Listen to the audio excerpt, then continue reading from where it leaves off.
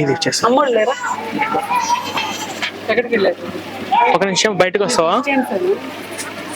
ఒక్క నిమిషం ఎక్కువసేపు మాట్లాడుతుంది. నువ్వు దూరం వెళ్తే దగ్గరే కాదు, దూరం వెళ్తే. ఎప్పటి నుంచి వెళ్తున్నారమ్మా చర్చికి? మీ తాత ముత్తాత కానీ చర్చికి వెళ్తున్నారా? బొట్టు పెట్టుకోలేదు? చిన్న బొట్టు బీటెక్ బీటెక్ కదా? సరే ఏంటమ్మా, నేను కూడా బీటెక్ కంప్లీట్ అయిపోయింది సివిల్ ఇంజనీరింగ్. నేను క్రిస్టియన్లోనే పుట్టి క్రిస్టియన్లోనే పెరిగి వచ్చాను అనమాట. బైబిల్ మొత్తం స్టడీ చేసినప్పుడు బైబిల్ అంటే ఏంటి, యేసు క్రీస్తు ఏంటి, అట్లాగే పాస్టర్ల మైండ్ సెట్ ఏంటని చెప్పేసి అవన్నీ స్టడీ చేసి నేను ఒక పుస్తకం రాశాను. బైబిల్ మొత్తం స్టడీ చేశాను అనమాట చాలా వరకు. అది నేనేమంటానంటమ్మా, బైబిల్ అనేది మనుషుల్ని మతాలతో విడగొట్టేది. వాళ్ళు చెప్పేది ఇల్లాజికల్గా ఉంటుంది. యేసు క్రీస్తు మన కోసం చచ్చిపోయాడు, ఇవన్నీ కూడా లాజిక్ లేనివి, బైబిల్లో లేని వాళ్ళు ప్రచారం చేస్తూ ఉంటారు. కాబట్టి దానివల్ల మన చర్చికి వెళ్ళి టైం వేస్ట్, ఆ పాస్టర్లు చెప్పే మాటలు విని మనకు ఎండ్ వేస్ట్. అందుకని మీకు ఏం చెప్తానంటే, ఇది మొత్తం క్షుణ్ణంగా పరిశీలించండి. మీరు బీటెక్ చదువుకున్న వాళ్ళు, ఈ జనరేషన్ వాళ్ళు, ఒకసారి మన తాత మా అమ్మోళ్ళు కూడా వెళ్ళేవాళ్ళు, కానీ ఒకసారి బైబిల్ మొత్తం క్షుణ్ణంగా పరిశీలిస్తే ఈ బైబిల్ సమాజానికి ఏ విధంగా పనికొస్తుంది అనేది నీ అందరికి నువ్వు ఆలోచించుకో. నీకు నిజంగా బైబిల్లో మంచి విషయాలు ఉన్నాయి అంటే, బైబిల్ ఇది సమాజానికి పనికొస్తుంది అనిపిస్తే చర్చికి వెళ్తా, ఆపద్దు. తర్వాత అరే ఇది ఎందుకో నాకు కరెక్టే కాదు, నా పేరు ప్రవీణ్ అన్నయ్య అన్నాడు, అన్నయ్య చెప్పింది ఆ రోజు ఎందుకో కరెక్టే మంచి అనిపిస్తే ఒక డెసిషన్ తీసుకో. నేను కూడా క్రిస్టియన్లో పుట్టి పెరిగిన వాడినే 28 సంవత్సరాల వరకు కూడా. అందుకు మీకు బైబిల్ అనేది ఎవరికి అంత ఈజీగా అర్థం కాదు. మీరు ఇప్పుడు కూడా బైబిల్ అంత డీప్గా పరిశీలించి ఉండరు. ఇది ఒకసారి బైబిల్లో ఏముంది అసలు ఏంటి అనేది మొత్తం చదివితే, పాస్టర్ల మైండ్ సెట్ చదివితే ఇల్లాజికల్గా ఏమున్నాయో మీకు ఒక ఆలోచన వస్తుంది, తెలుసుకుంటాం. ఓకేనా? బైబిల్లో ఉన్న వాక్యాలు నంబర్స్తో సహా ఉన్నాయి. తర్వాత మీకు కొంత మాట్లాడాలని యూట్యూబ్ దానిలో నంబర్ ఉంటుంది, దానిలో వస్తుంది నంబరు. దాన్ని చూసి ఎప్పుడైనా కొంత మాట మీరు చదువుకున్న వాళ్ళు కాబట్టి మీకు తెలుస్తుంది ఆ విషయం. ఒకటి ఫ్యూచర్లో మీకు ఒక మంచి భవిష్యత్తు ఉంది. దీనిలో ఎందుకు మర్చిపోవాలి? పాస్టర్లు వచ్చేసి అమ్మాయిల్ని చాలా మోసం చేస్తున్నారు, అది కొంచెం తెలుసుకోండి. అమ్మాయిలు బాగుండాలనే ఉద్దేశంతోనే నేను చెప్తున్నాను. ఇంకేమి లేదు. వాళ్ళందరూ తను కూడా క్రిస్టియన్ అంటే తను.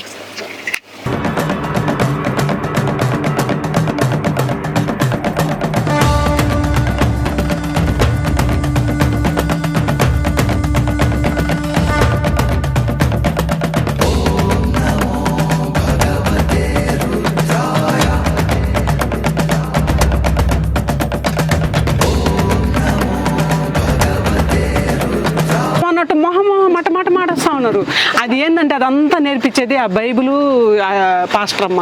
ఎంతమంది పిల్లలు ఉన్నారు, మీరందరూ అరే పిల్లలు రారా నేర్చుకుంటారా, తెలుసుకోవాలా, పిల్లలే తెలుసుకోవాలా.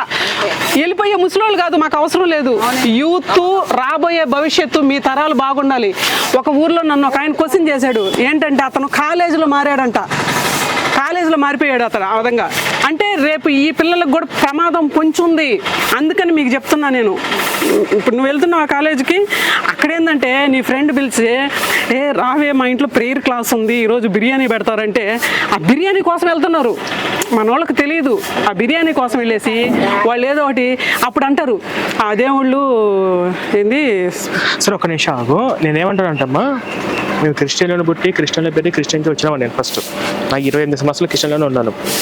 చర్చిలో ఏం చెప్తారు, పాస్టర్లు ఏం బోధిస్తారు అనే విషయాలు మీరు వెళ్తున్నారు కదా, ఈవిడికి తెలుసు. వాళ్ళు ఏం చేస్తారంటే యేసు ప్రభు గురించి మంచిగా చెప్పుకుంటే ప్రాబ్లం లేదు, బైబిల్ గురించి మంచిగా చెప్పుకుంటే ప్రాబ్లం ఏం లేదు, మనం చెప్పిన వింటాం. కానీ వాళ్ళ దేవుళ్ళు సైతాన్లు, వాళ్ళ దేవుళ్ళు విగ్రహారాధన చేయొద్దు, విగ్రహారాధన వ్యభిచారంతో సమానం, రాళ్ళు అంటే మరి తప్ప కాదా? మనం గుడిలో ఎప్పుడన్నా ఒక నిమిషం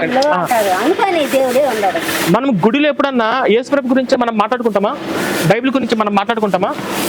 ఎందుకంటే వాళ్ళు అలా మాట్లాడడానికి కారణం ఏంటంటే వాళ్ళు తప్ప కాదు, వాళ్ళు పట్టుకున్న బైబిల్లో కూడా ద్వితీయోపదేశకాండం 13:6-10 ఏముంటుందంటే, హిందూ దేవి దేవతలు రాళ్ళు రప్పలు వాటి పూజిస్తే మీరు నరకానికి వెళ్తారు, అవన్నీ సైతాన్లు, నేను నిజమైన దేవుని యేసు ప్రభుని అని. ఎందుకంటే పాస్టర్లు అలా మాట్లాడడానికి, క్రైస్తవులు అలా ప్రవర్తించడానికి కారణం ఏంటంటే బైబిల్. ఇప్పుడు మన దృష్టిలో మనము ఓ పని చేద్దాము, మనం చర్చికి వెళ్తాం, చర్చిలో కూర్చుందాము, బైబిల్ ఉందమ్మా చెప్పమని చెప్తున్నాడు. అంటే అలా కాదు నేను పూర్తి అవ్వనండి. వాళ్ళు కాదమ్మా, అదే పొరపాటు. వాళ్ళ దేవుడే చెప్పమని చెప్తున్నాడు. వాళ్ళ బైబిల్లో దేవుడు ఏమంటున్నాడంటే ఇతర దేవి దేవతలు పూజిస్తే వాళ్ళు నరకానికి వెళ్తారు, వాళ్ళు దేవుళ్ళు కాదు, నిజమైన దేవుడు నేనే. యెహోవా ఇచ్చిన మొట్టమొదటి ఆజ్ఞ అదే, నీ దేవుడైన యెహోవా నేనే, నేను తప్ప వేరొక దేవుడు ఉండకూడదు. పైన ఆకాశం ఎందా కానీ, కింద భూమి ఎందా కానీ, భూమి ఎందా కింద నీళ్ళ ఎందే కానీ మీరు ఏ విగ్రహ రూపంలో కూడా మీరు వేరే దేవుని పూజించకూడదు, వాటి ఎందుకు సాగిలా పడకూడదు అని చెప్పేసి ఇది రెండవ ఆజ్ఞ. వాళ్ళు అలా చెప్తున్నారంటే వాళ్ళు బైబుల్ అలా ప్రేరేపించింది కాబట్టి చెప్తుంది. ఇప్పుడు మనం చర్చికి వెళ్ళాము, మన చర్చిలో కూర్చుంటాము, ప్రార్థన వింటాము, ప్రాబ్లం ఏం లేదు. వాళ్ళు గుడికి వస్తారా? పోనీ వాళ్ళు మన ప్రసాదం తింటారా? వాళ్ళు ఎవరికి ఇంపార్టెంట్ ఇస్తున్నారు? వాళ్ళు దేవుడికి ఇంపార్టెంట్ ఇస్తున్నారు కదా. ఇప్పుడు మీరు ఉన్నారమ్మా, ఏ రోజన్నా మీకు క్రైస్తవులు హ్యాపీ శ్రీరామనవమి చెప్పారా? మీకు ఏ రోజైనా హ్యాపీ కృష్ణాష్టమి చెప్పారా? ఎప్పుడైనా చెప్పారా? మనం క్రిస్మస్కి చెప్తాం, న్యూ ఇయర్కు చెప్తాం, గుడ్ ఫ్రైడేకి చెప్తాం. వాళ్ళు ఎందుకు అలా చెప్పరు? అది మనం ఆలోచించాలి. అది తప్పది. వాళ్ళ దేవుడు వాళ్ళ ఇష్టం. అదే అంటున్నా. ఏమంటే వాళ్ళ దేవుడికి వాళ్ళు ఇంపార్టెంట్ ఇస్తే, వాళ్ళ దేవుడికి ఇంపార్టెంట్ ఇస్తే మనం కూడా మన దేవుడికి ఇంపార్టెంట్ ఇవ్వాలి. మనం ఇప్పుడు నేనున్నా మీ కాడికి వచ్చిన, మా నాన్న గొప్పోడు, మా నాన్న మించిన మొగాడే లేడు అంటే తప్పు కదా. ఏం మాట్లాడుతున్నావయ్యా నువ్వు? మీ నాన్న మొగాడేంది, మీ నాన్న గొప్పోడు అంటే ఓకే పర్లేదు, మీ నాన్న మించిన వేరే మొగాడు లేదండి ఎట్లా మాట్లాడతావు అని మీరు అడుగుతారు కదా. అది కానీ అది కూడా దేవుడు, మా యేసు ప్రభు దేవుడు అంటే ప్రాబ్లం లేదు. మా యేసు ప్రభు ఒక్కడే దేవుడు, మా యేసు ప్రభు కాకుండా వేరే దేవుడు లేడు అంటే తప్ప కదా. ఏం అడగలేదా? కానీ ఇప్పుడు ఈ వీధిలో ఆడ చర్చి కట్టారు, గుడి ఎదురుగా చర్చి కట్టారు. చర్చి కట్టినోడు వాడు ఊరుకోడు. వాళ్ళు ఎవరిని ఎప్పుడు ఇక్కడ మతం మార్పిడి చేద్దామా, ఎవరు హిందువులు అంటే వాళ్ళ టార్గెట్. వాళ్ళు ఎవరన్నా పాస్టర్లు ముస్లిం వాళ్ళ ఇంటికి వెళ్ళి మతం మారుస్తారా? ముస్లిం వాళ్ళ ఇంటికి వెళ్ళి మా యేసు నిజమైన దేవుడు, మీ ఎల్లా అబద్ధపు దేవుడు, మా చర్చికి రండి అంటారా? ముస్లిం వాళ్ళ ఇంటికి వెళ్ళి అంటారా? ఎందుకంటే హిందువులలో మంచితనము, అతిథి దేవోభవ, ఇంటికి వచ్చిన గౌరవిస్తారు, మంచిగా పలకరిస్తారు, కులాలు మతాలు ఏమి చూడరు అని హిందువులలో ఆ భావన ఉంది కాబట్టి వాళ్ళ టార్గెట్ హిందువులే. అక్కడికి వెళ్ళి ఇప్పుడు చర్చికి వెళ్ళే వాళ్ళు ఎవరికైనా బొట్టు ఉందా? వాళ్ళకు ఇంటి ముందు పసుపు ఉంటుందా? ఇంటి బయట ముగ్గు ఉంటుందా? ఇంట్లో హిందూ దేవుల పటాలకు ఏదన్నా పూజ కార్యక్రమం ఉంటుందా? వాళ్ళను అలా తయారు చేసిందంటే బైబిల్ అనమాట. అది బుక్లెట్ ఇవ్వండి. ఇక్కడ ఎవరైనా చదువుకున్న వాళ్ళు ఉంటే ఒకసారి చదవండి. మీరు చదువుకున్నారమ్మా? అందరు తీసుకో. నీకు తెలుగు చదవడం వచ్చు కదా? అందరు చదువుతారు కదా? నువ్వు చదవమ్మా. నువ్వు ఎన్నో క్లాస్ చదువుకుంటున్నావు? బొట్టేది? మనం బొట్టు పెట్టుకోవాలి. ఇదిగోండి. ఎందుకంటే మనం ఎప్పుడు కూడా మన హిందూ దేవులను వదిలిపెట్టకూడదు. మగపిల్లలు కూడా బొట్టు పెట్టుకొని బయట రండి మీరు. మన గొప్పతనం అది, గ్రేట్. అది మొత్తము చదివిన తర్వాత మీకు బైబిల్ అంటే ఏంది, పాస్టర్ల మైండ్ సెట్ ఏంది, అసలు బైబిల్ ఎన్ని దరిద్రాలు ఉన్న విషయాలు అంత ఈజీగా అర్థమైంది. Very good. పరిస్థితి అట్లాంటి వస్తుందేమో అని. సరేనా? ఇదిగో మీకు మిమ్మల్ని చూసి నేను చాలా సంతోషంగా ఫీల్ అవుతున్నాను. మీలాంటి వాళ్ళు కావాలి. ఇదిగో నా తరపు నుంచి మీకు శివుని ఫోటో. ఒక బిడ్డకి అంటారమ్మా, బాగాలేకుండా వస్తే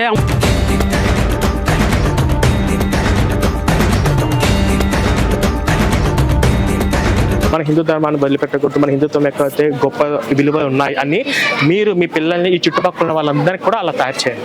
వాళ్ళు వచ్చారనుకోండి పాస్టర్లు, అమ్మ మేము ఆదివారం చర్చి కదా, ఆదివారం చర్చికి మేము వస్తాం, అందరం వస్తాం, కానీ శనివారం రోజు ఆంజనేయ స్వామి గుడికి వెళ్తున్నా, మీరు వస్తారా అని అడగండి. వాళ్ళు వస్తారా? మనం పోము. వెళ్ళకూడదు. నీ దేవుడికి విలువ ఇస్తాము, మీ దేవుడికి విలువ ఇచ్చి ఆదివారం చర్చికి వస్తాము, కానీ ఆదివారానికి ముందు శనివారము ఆంజనేయ స్వామి గుడి ఉంది, వస్తారని అడగండి. ఓకేనా? వాళ్ళు వస్తే మనం వెళ్దాం. వాళ్ళు వస్తారా? జై శ్రీరామ్ అమ్మ. జై శ్రీరామ్. జై శ్రీరామ్. జై శ్రీరామ్.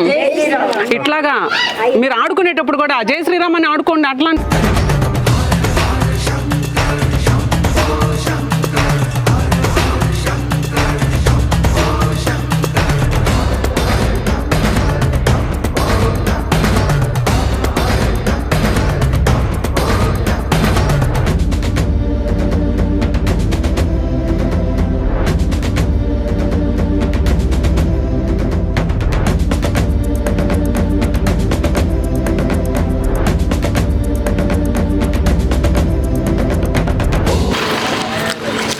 నమస్కారం.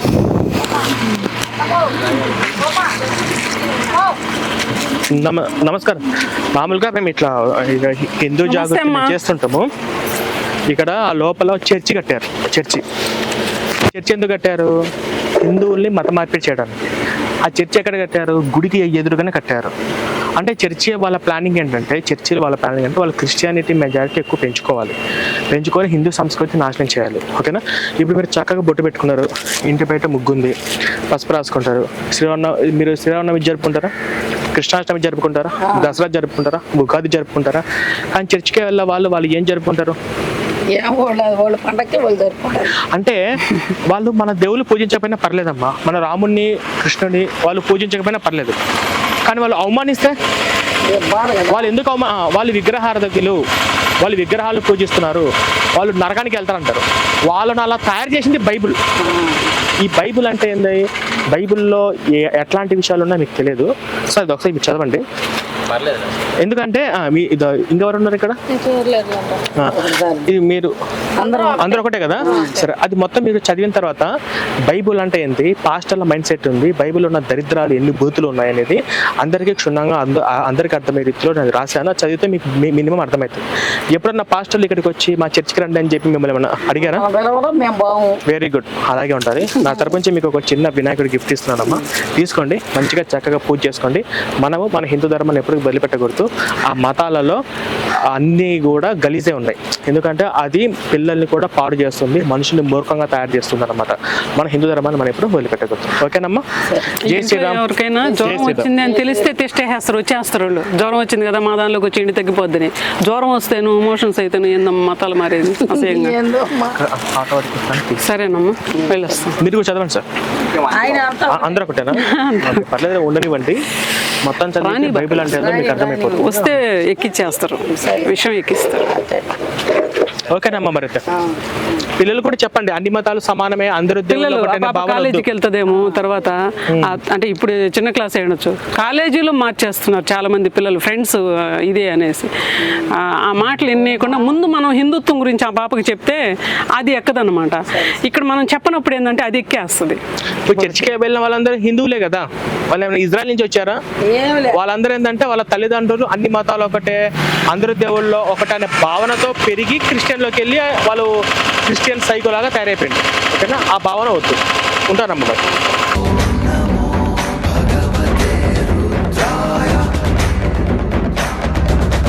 గుడికి వెళ్తారా మీరు? చర్చికి వెళ్తారమ్మా? చర్చికి వెళ్తారు. ఎప్పటి నుంచి వెళ్తారమ్మా చర్చికి? పుట్టమించి మీరు చర్చికి వెళ్తున్నారా? మీ పేరమ్మా? శశికళనా? సరేనమ్మా, మామూలుగా ఇది ఒకసారి చదవండి. మేము కూడా క్రిస్టియన్ నుంచి వచ్చిన వాళ్ళం అనమాట. ఎందుకంటే బైబిల్ మొత్తం స్టడీ చేసినప్పుడు ఈ బైబిల్ ఎందుకో సమాజానికి కరెక్ట్ కాదు, ఇందులో మత విద్వేషాలు రెచ్చగొట్టి మనుషుల్ని మూర్ఖంగా తయారు చేసే విధంగా ఉన్నట్టు మేము గమనించిన తర్వాత ఆ బైబిల్ అంటే ఏంది, యేసు అంటే ఏంది, వాళ్ళు చెప్పే బోధనలు ఎలా ఇల్లాజికల్గా ఉంటాయి అంటే మీరు చదువుకున్న వాళ్ళే కదా, అది కొంచెం ఇంగ్లీష్ మాట్లాడుతున్నాను. ఆ తర్వాత ఈ బైబిల్ వల్ల ఎంత ప్రమాదకరమో అని మొత్తం స్టడీ చేసిన తర్వాత నేను అందరికీ అర్థమయ్యే రీతిలో నేను ఒక చిన్న బుక్లెట్ రాశాను. ఇది మొత్తం చదవండి. ఇది బైబిల్ రెండు పక్కన పెట్టుకొని చదవండి. చదివిన తర్వాత మీకు బైబిల్ కరెక్ట్ అనిపిస్తే యూ కెన్ ఫాలో, చర్చికి వెళ్ళండి. లేదు మీకు ఏదైనా అనుమానం అంటే మళ్ళీ ఈవిడ గారు ఒక నెల తర్వాత కానీ లేదా 2-3 వారాల తర్వాత కానీ మళ్ళీ ఇటు వస్తారు. ఆ తర్వాత మీ యొక్క అభిప్రాయాన్ని చెప్పండి. ఓకేనమ్మా? ఎందుకంటే బైబిల్ పూర్తిగా చదివిన వాళ్ళు ఎవరు చర్చికి వెళ్ళరు. అది మనుషుల్ని మూర్ఖంగా తయారు చేసేది. మత విద్వేష వాళ్ళ దేవుళ్ళు ధ్వంసం చేయండి, కూల్చండి, ఆక్రమించండి, అవన్నీ ద్వితీయోపదేశ కాండంలో ఉంటాయి. ఒక ఆడపిల్ల రేప్ చేస్తే ఆ రేప్ చేసిన పాపం పోవాలంటే గొర్రెల పళ్ళు తీసుకొని బలివ్వండి, ఇది యెహోవా అనే నా నిర్ణయం. ఇలాంటి వచనాలు ఎప్పుడు చర్చిలో చెప్పరు. వాళ్ళు విగ్రహాలు అవి పూజ చేస్తే నరకానికి వెళ్తారు, అవి దేవుళ్ళు కాదు సైతాన్ అని చెప్పి ఇలాంటి భావన తీసుకొని వస్తారు అనమాట. అందుకే చక్కగా బొట్టు పెట్టుకోండి, బాగున్నారు. ఆ బైబిల్ నేను కూడా పుట్టి పెరిగింది క్రిస్టియన్ నుంచి వచ్చిన వాడిని. నా 28 సంవత్సరాలు చర్చిలోనే ఉండి వచ్చినవాడిని అనమాట. కాబట్టి ఒకసారి మనస్ఫూర్తిగా ఈ బుక్లెట్ చదివి మీ అంతరాత్మను పరిశీలించుకోండి. యూట్యూబ్ చూస్తారమ్మా? Telugu X Christian channel. ఈ పుస్తకాన్ని చదివి చూడండి, దానిలో ఫోన్ నెంబర్ కూడా ఉంటుంది. ఏదైనా డౌట్ ఉంటే తను అడగండి. బైబిల్లో ఒకసారి దీనిలో కొన్ని వాక్యాలు ఉన్నాయి, ఆ నంబర్స్ని ఒకసారి మీరు బైబిల్లోకి వెళ్ళి కూడా చదవండి, కరెక్టా కాదా అనేది ఒకసారి చూసుకోండి. అందరం ఫస్ట్ మనుషులందరం ఒకటే.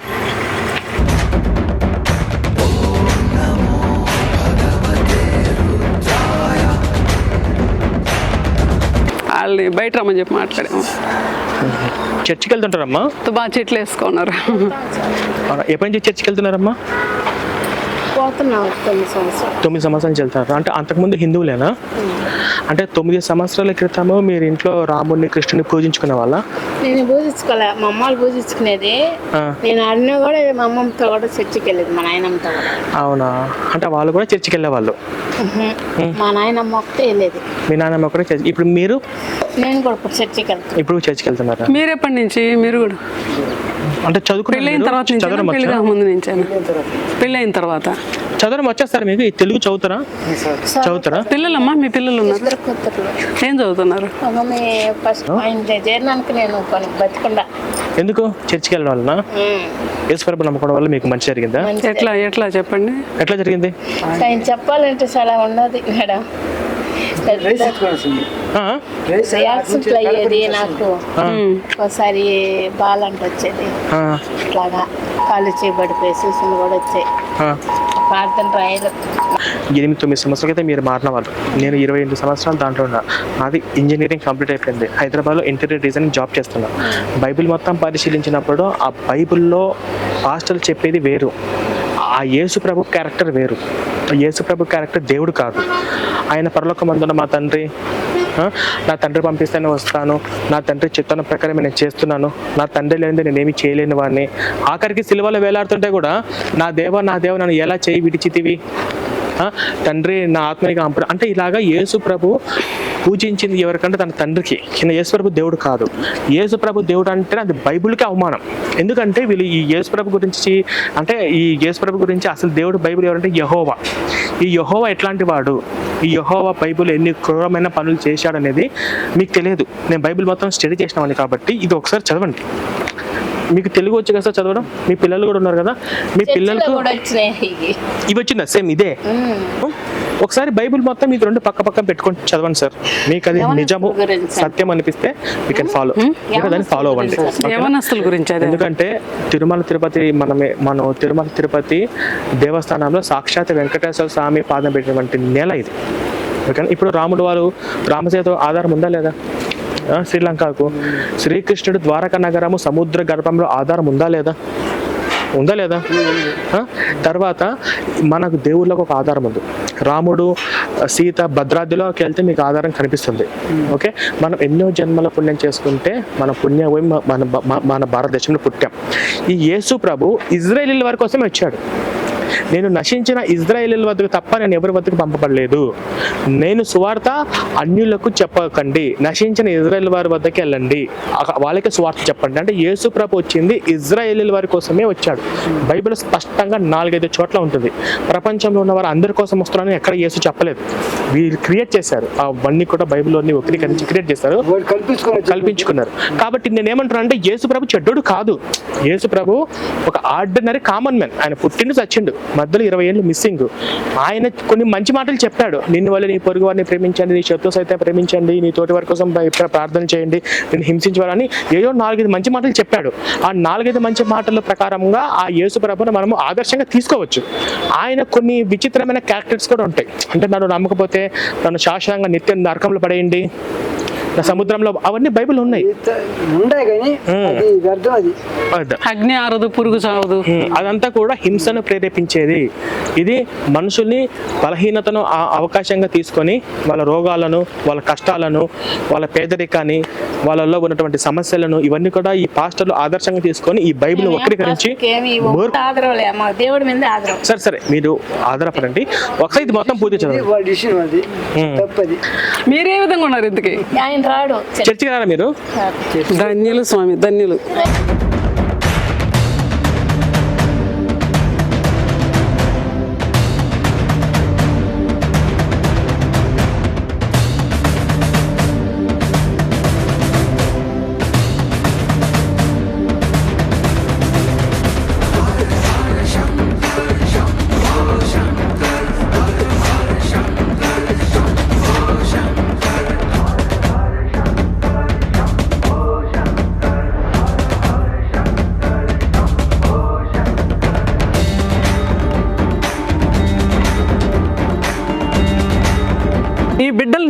బిడ్డల భవిష్యత్తు అమ్మ. ఇంకొకటమ్మా, ఆడపిల్లల్ని గందరగోళం చేసేస్తున్నారు పాస్టర్లు. ఆ విషయంలో నీ బిడ్డల్ని కాపాడుకోమ్మా. నువ్వు ప్రేర్ చేసుకో, కానీ నీ బిడ్డల్ని మాత్రం దానిలోకి లాగకుండా హిందుత్వంలో పెళ్లి చేయ్యా నీ బిడ్డలకి. అర్థమైందా? ఒకటయ్యా.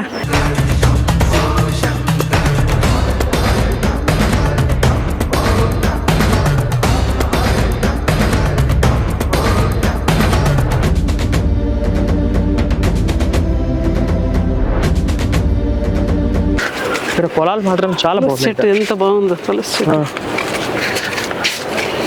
ఈ తులసి చెట్టు కూడా ఓకే. ఓకే, ఏమొద్దండి, అంతసేపు ఉండాలండి. పర్లేదులే, మిమ్మల్ని కలిసాం సార్, చాలా సంతోషం, చాలా సంతోషం. ఓకేనా? ఏంటంటే నమస్కారం అండి.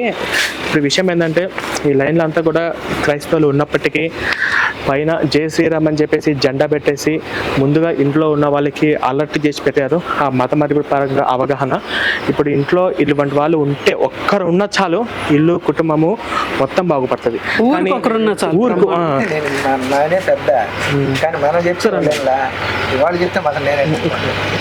ఏంటంటే మా అమ్మ నేర్పించింది అది నాకు, వేరే వాళ్ళు దగ్గర. ధన్యులు. ఇది ఒకసారి చదవండి, ఎందుకంటే వీళ్ళు వాళ్ళు చర్చికి రండి అని ఎప్పుడన్నా అడిగే అవకాశాలు ఉన్నాయి. బైబుల్ ఏముందో మీకు తెలియదు, అది బైబుల్ మనిషిని హింసను ప్రేరేపించారు. నేను క్రిస్టియన్ నుంచి వచ్చాను, ఇది మొత్తం ఒకసారి చదవండి, బైబుల్ ఏముందో మీకు అర్థమవుతుంది. ఓకే, మన హిందుత్వాన్ని ఎప్పుడు వదిలిపెట్టకండి అమ్మా. ప్రతి ఒక్కరు ఆరోగ్యం బాగాలేదని, కాళ్ళు నొప్పని, మోకాలు నొప్పని, జ్వరం వచ్చిందని చెప్పి చాలా మంది హిందుత్వానికి మతం మారుతున్నారు. మనం హిందూ ధర్మాన్ని వదిలిపెట్టకూడదు. ఓకేనా?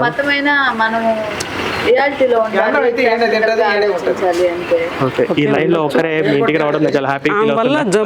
అందరూ కూడా అక్కడంతా కూడా మారిన వాళ్ళు, చాలా సంతోషం. ఇది చదవండి. అందరూ ఒకటే అనుకుంటున్నారా మీరు? వాళ్ళు కూడా దేవుళ్ళే అనుకుంటున్నారా? అంటే అట్లాగేం కాదు, మేము ఇంకా దీంట్లో పుట్టాం కాబట్టి ఇంకా దీన్ని నమ్ముతున్నాము. కానీ ప్రాక్టికల్గా ఆలోచించాలి. ఏ మతమైనా అన్నీ చెప్తారు, అంటే ఇట్లా ఇట్లా ఉండండి, ఇట్లా దాంట్లో అన్నిట్లో మంచి తీసుకోవాలి, కానీ ఏది తప్పు పట్టలేదు. ఒకటి చెప్తానమ్మా, ఎవరి నమ్మకం.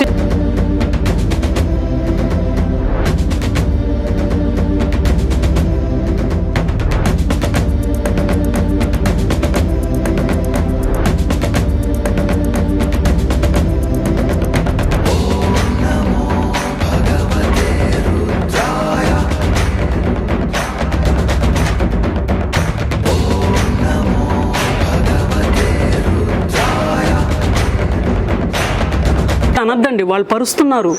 మనల్ని ఏమంటారు? మన దేవుళ్ళని ఏమంటున్నారండి? సైతాన్లు, చెట్లు, రాళ్ళు, పుట్టలు పూజిస్తా అంటాం లేదండి. మరి కూడా క్రిస్టియానిటీలో కూడా వాళ్ళు నిజమైన క్రిస్టియానిటీ అది వేరు. ఇదేంటంటే నాన్న చెప్పారు చూడండి, భారతదేశంలో ఎవరున్నారమ్మా నిజమైన? కాదు, మీ నాన్నగారు కరెక్ట్ చెప్పారు. క్రిస్టియన్ సిద్ధాంతాలు ఏంటంటే ఇప్పుడు హిందూ దేవులను దూషించడము, హిందువుల్ని తప్పుపట్టడం అనేది ఆ క్రిస్టియన్ సిద్ధాంతాలు బైబుల్లోనే అలా ఉంది. అది చదివితే మీకు మొత్తం అర్థమవుతుంది. ఏం లేదండి, దశం భాగాల కోసమే వాళ్ళు వచ్చేది, చర్చి కట్టేది కూడా మొత్తం చిల్లర డబ్బుల కోసమే వాళ్ళు వచ్చేది. వ్యాపారం, ఇది ఒక వ్యాపారం అమ్మా, బిజినెస్. గుడి ఒక్కడ కడతాడమ్మా, ఎవడైనా ఒక్కడ కట్టుండా? అందరం కలుపుకొని కట్టుకుంటాం, కానీ చర్చి ఒక్కడే కడుతున్నాడు చూడు, వాడు ఒక్కడికే సంపాదన. వీళ్ళు వేసే డబ్బులంతా ఆడక్కడికే. ఇప్పుడు మన గుళ్ళో వేస్తే పూజారి తీసుకుంటాడమ్మా, హుండీలు వేస్తే తీసుకోడు, ధర్మకార్యాలకే ఉపయోగిస్తారు. ఆయన పళ్ళెంలో వేస్తేనే తీసుకుంటాడు, కానీ చర్చిలో ఆ బాక్స్లో వేసిన ప్రతిదీ ఆయనే ఎత్తుకుంటాడు, పాస్టరే ఎత్తుకుంటాడు. అదొకటమ్మా. ఏంటంటే మాకు చిన్న వయసు నుంచి మా అమ్మ ఒకసారి నన్ను ఇప్పుడు చిన్న పిల్లడప్పుడు జడేసుకొని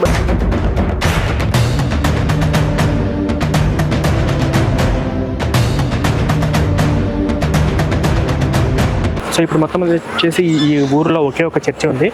అంటే నాకు ఇక్కడ అర్థమైంది ఏంటంటే ఆ చర్చికి వెళ్ళే వాళ్ళు కూడా తక్కువే, ఒక 10-12 మంది మాత్రమే, 10-12 కుటుంబాలు మాత్రమే వెళ్తున్నాయి.